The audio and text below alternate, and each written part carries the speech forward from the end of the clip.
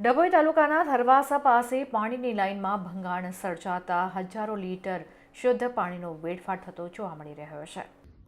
ડભોઈ તાલુકાના થરવાસા ગામ પાસેથી પસાર થતી પાણી પુરવઠા વિભાગની મુખ્ય પાઇપલાઇનના વાલ્વમાં મોટા પાયે લીકેજ થવાને કારણે હજારો લીટર શુદ્ધ પીવાનું પાણી વહી રહ્યું છે। વહીવટીતંત્રની આળસને કારણે પીવાલાયક જળનો બગાડ થતાં સ્થાનિક રહીશોમાં ભારે આક્રોશ જોવા મળી રહ્યો છે।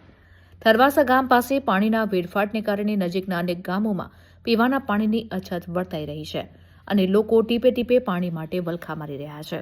બીજી તરફ સરકારી તંત્રની બેદરકારીને કારણે રોજનું હજારો લીટર પાણી વેસ્ટ નાળાઓમાં વહી રહ્યું છે।